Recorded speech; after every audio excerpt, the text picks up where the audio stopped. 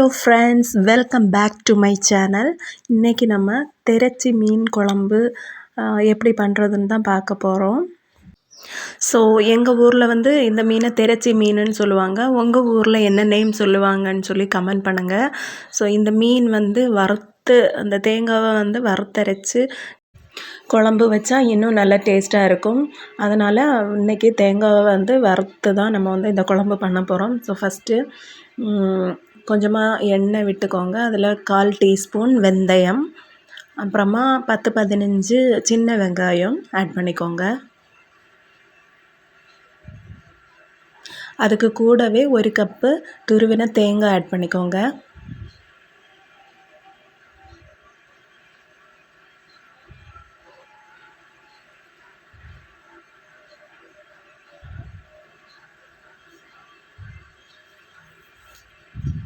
ஒரு கொத்து கறிவேப்பிலை ஆட் பண்ணிக்கோங்க. இந்த தேங்காய் வந்து நல்லா ப்ரௌன் கலர் ஆகிற வரைக்கும் நல்லா வறுத்து எடுத்துக்கணும்.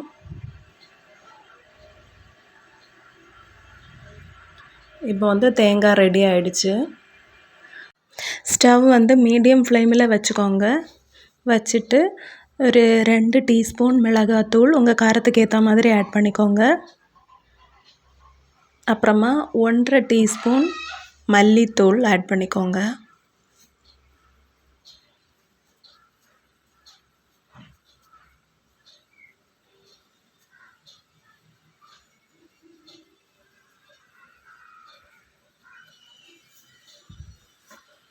இதை வந்து நல்லா மிக்ஸ் பண்ணி எடுத்துக்கலாம்.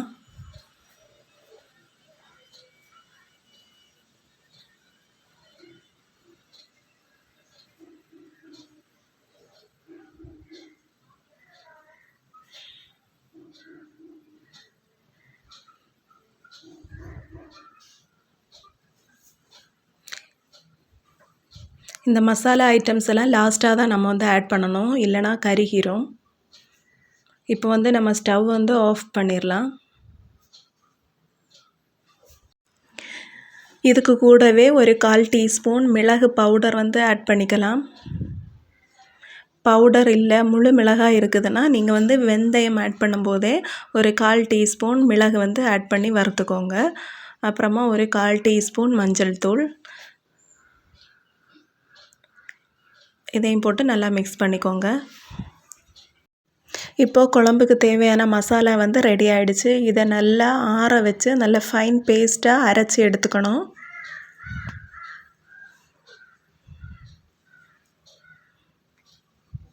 திரச்சி மீன் வந்து நான் இந்த மாதிரி க்ளீன் பண்ணி எடுத்து வச்சுருக்கேன். இதில் ஒரு 2 மீடியம் சைஸ் தக்காளி, 2 பச்சை மிளகாய் இதை வந்து கட் பண்ணி போட்டிருக்கேன். கொஞ்சமாக கறிவேப்பிலை, ஒரு நெல்லிக்காய் சைஸில் புளி எடுத்து அதை கரைச்சி வச்சுருக்கேன், அதை ஆட் பண்ணிக்கலாம். அப்புறமா நம்ம பேஸ்ட்டாக அரைச்சி வச்ச அந்த மசாலாவை ஆட் பண்ணிக்கலாம்.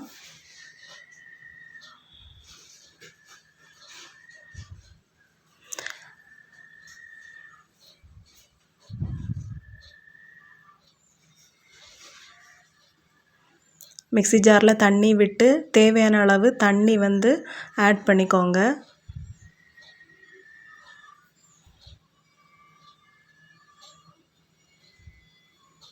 உப்பு ஆட் பண்ணிக்கலாம். உப்பு ஆட் பண்ணிவிட்டு தேவையான அளவு தண்ணி விட்டு மிக்ஸ் பண்ணிக்கோங்க. 2 கப்பு தண்ணி ஆட் பண்ணிக்கோங்க. நான் வந்து தண்ணி மிக்ஸ் பண்ணுறதை ஷூட் பண்ணாமல் விட்டுட்டேன். மூடி போட்டு ஒரு 10 நிமிஷத்துக்கு ஹை ஃப்ளேமில் வச்சு நல்லா குக் பண்ணி எடுத்துக்கோங்க. 10 நிமிஷத்துக்கு அப்புறம் இந்த மாதிரி ஓப்பன் பண்ணி லைட்டாக மிக்ஸ் பண்ணி விட்டுக்கோங்க. உப்பெல்லாம் கரெக்டாக இருக்கா அப்படின்னு செக் பண்ணிக்கோங்க.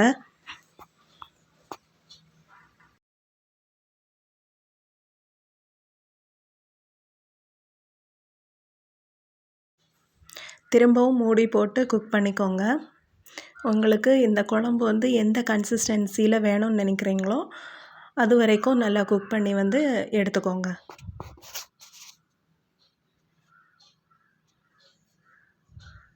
நான் வந்து இன்னும் கொஞ்சம் திக் ஆகிற வரைக்கும் குக் பண்ணி எடுத்துக்க போகிறேன்.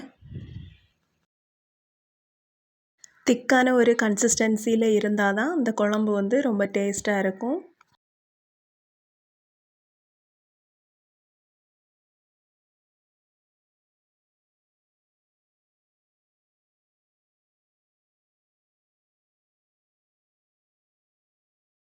இப்போ வந்து குழம்பு ரெடி ஆயிடுச்சு. நல்லா சைடில் எண்ணெயெல்லாம் பிரிஞ்சு சூப்பராக வந்திருக்கு பாருங்கள்.